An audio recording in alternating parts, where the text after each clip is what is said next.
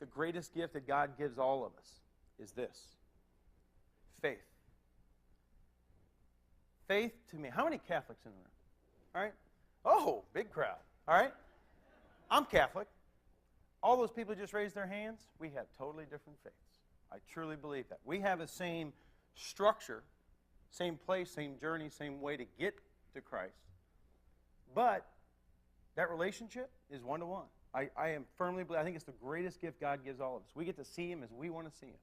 We get to talk to Him as we want to talk to Him. I go to Mass every week, and it fills a piece of me, but it ain't. It ain't my faith. And I believe in the Catholic Church. I believe in what we teach. I believe in its moral principles. However, I get to have this personal relationship that nobody else gets to have. I can be in a church with 4,000 people. Nobody in that room is going to have the same faith that I have. It's a gift. I really believe it's a gift. So that's one of the things I was struggling with in my own life. And I also have this major thing called Catholic guilt. Instilled in me as a young child by a mother who made me volunteer at every possible thing you can imagine. So blame me being here on her, I guess. And then this. This is really, I guess, the linchpin that got me to the tools, the processes necessary to make the transition that I'm about to share with you. What is stewardship? Well, I will never forget the first time I was introduced to it, 1993. God loved Father Mark. He was a wonderful pastor.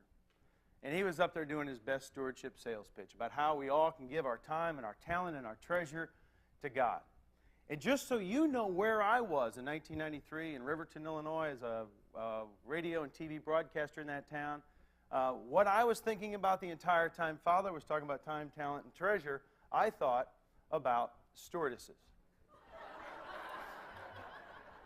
That's where I was. Couldn't get past it. That's all I left Mass with. Thinking about the people pushing the beverage carts and the short skirts. And that was back when they still wore relatively short skirts. What I've come to learn is that stewardship is much, much more than that. It's a lifestyle choice. It's a conscious decision that you're going to serve others first and to give back to God some of the many gifts that He's given to you. But I also learned that it's hard to do it first, especially that first element, time. It is our most precious commodity, working or not working. There's just not enough hours in the day to get done what you need to get done. How in the world am I supposed to serve others first when I'm not even getting me done in a day, or my family accomplished, or getting all the needs that surround me every day? How in the world am I supposed to think outside of my world and make time for others, especially first? It just didn't make any sense to me. Then I read this. A gentleman by the name of Dr. Bob Moreland, a reverend pastor and Baptist minister from out in Washington State. We plan more, but we accomplish less. We've learned to rush, but not to wait. We have higher incomes, but lower morals. We have more food, but worse diets. We build more computers to hold more information, to produce more copies than ever, but we communicate less and less.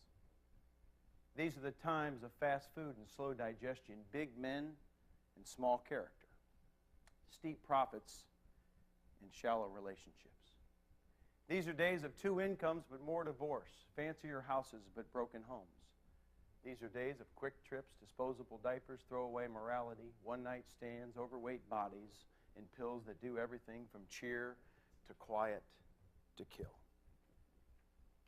First time I read that, I thought, whew, how sad. How sad that our society, and I thought he nailed it.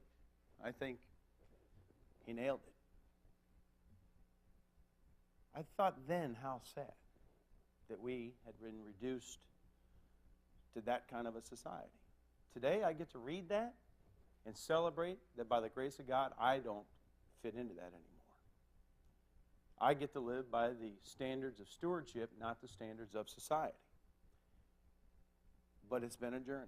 It's been a hard, long, painful journey, and I'm still in the midst of it. There's still, I guess, a few things in there that I'd say I'm still caught in. I'm trying to work my way out of it.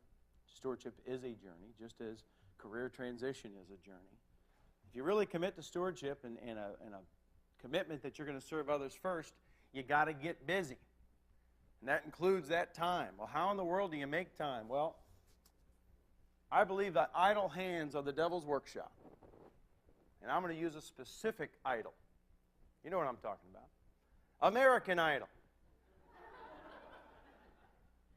The finale last year was a 2-hour special that drew 38 million viewers.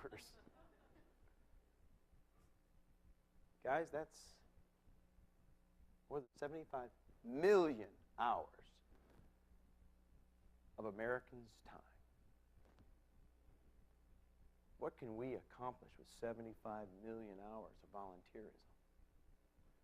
What can we accomplish? I used to be a TV-aholic. Man, I knew ER. We had appointment television 4 nights a week in our house back in the 90s. There was not a night we didn't have a favorite show on. And, you know, I don't watch TV anymore. I believe that it's somewhat detrimental to progress. I'm coaching teams. I'm in gyms. I'm with my kids. We're studying. We're doing things that are more productive. We're doing just different things. The TV comes on for our favorite ball games. Haven't given up that vice yet. But stewardship is a commitment that creates more time. I completely believe that. That the more you get out of the mindset of complacency and the more you get into giving and the more you look for things to do, the more time God gives you. It's amazing.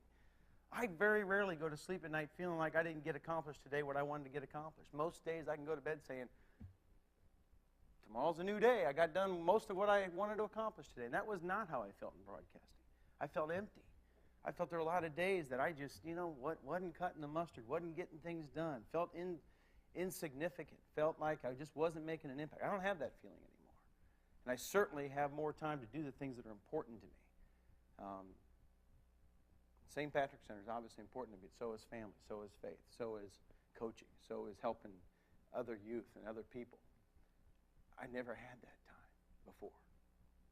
The more you did, the more you do, the more time you're going to have to do more. I promise.